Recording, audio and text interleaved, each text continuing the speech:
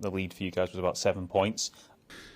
If the most we ever would have been in front would have been 5 points if you take away the 2 games.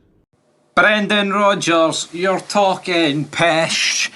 Welcome back to Fog Football. I'm not quite sure what Brenda had in his cornflakes this morning, but of course we had recently, he was talking about Abada, and now he's talking about the gap at the top of the league table. I for one can remember what it was. Now, yeah, did it fluctuate between like 7, 8, 9, 10? Of course it did. I believe even at one point the gap was 11 points, but you know, I'm not going to take into consideration like if Celtic played first and they made it 11. Of course, technically, yes, it did go to 11, but with Rangers playing the next day or later on in the day, you know, it doesn't matter. But he's trying to claim that it was only a 5-point gap. And what baffled me more about this is the fact that the Sky Sports News reporter didn't even, like, correct him and say, no, Brendan, it was definitely a 7-point gap that you bottled. You know, how many times did we hear, oh, it's -8 in Glasgow, or, you know, oh, it's -10, it's -11, you know. No one said it was -5. Right? The only time it's been 5 in recent times was probably just before the Old Firm,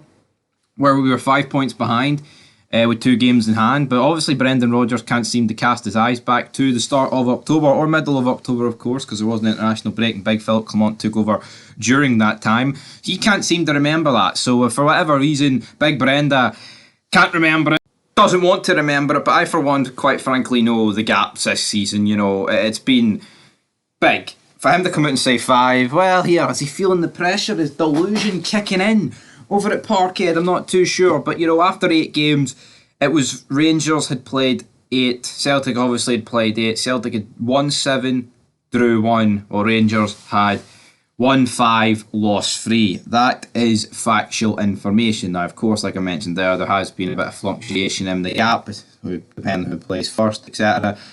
You know, the jokes were made the 30th of September, the league was done. You've got the Ian Beale memes were getting whipped out, guys. The Ian Beale games were getting absolutely whipped out. And, I say the games, the memes, you know, nothing left. Oh, them, he's crying on Big Phil's shoulder, but how fitting's that? We were all Rangers fans, we were crying, we've got nothing left.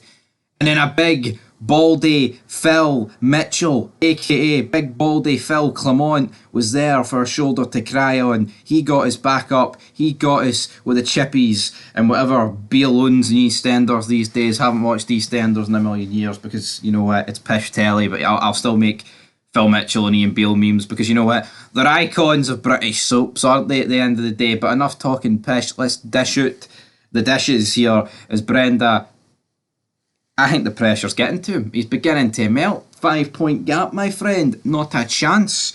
Was it a 5-point gap, Brenda? Absolutely not. Now, if you want to hear our opinions on Abada, and obviously it looks like, I mean, apparently there's talking about loans. I mean, is any windows even open at this stage of the game? I'm not too sure, but I guess what he means is, you know, I guess what he means by that is potentially a summer move for Lila Abada, but yeah. More on that in the earlier video. And Clement also said that Butland's matched by only one keeper in 30 years. Who was that? I'm not too sure. Who was he talking about there, actually?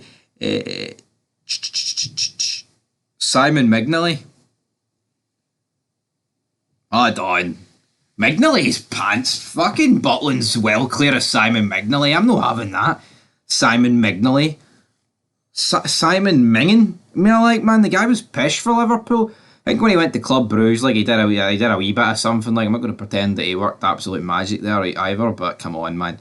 Come on, Phil. Put a bit of respect on your goalkeeper's name. I think you've done him a wee bit dirty there. But anyway, back to Brenda. It doesn't matter. You can talk about 11, 12, 10, 9, 8, 7, 5, whatever points gap. The fact of the matter is this, guys. It's 0. It's 4 more goals for Celtic, and that is only what's separating them. But, you know, I think it would be incredibly cheap to be hanging our hats and hanging our heads on like, oh, well, who's going to outscore the other this weekend? Because the fact of this, right, it would take something crazy for both Old Firm teams to win every other game and draw the 2 Old Firm games and for the goals scored to actually be the difference in the league title. Now here, could it happen? Yes, but it's like, you know, it's like a million to one shot. There's a lot of variables in football. It's not kind of going down to that.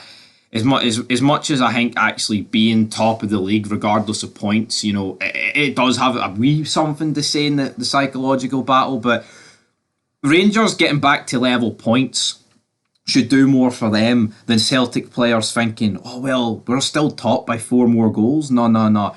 Rangers fans should be thinking, and not players and the manager and the backroom staff should be thinking, holy fuck, we've clawed this back for the impossible. Because under Bielman, I writ it off at the start of September and then I cemented it in at the end of September. So I'm a happy bear. We'll see how this season ends, but I'm a bit confident. Way more. You know what? It's simmering nicely, this title fight, but Big Brendan needs to get his mass GCSE back on track because it was definitely more than 5. But until next time, peace.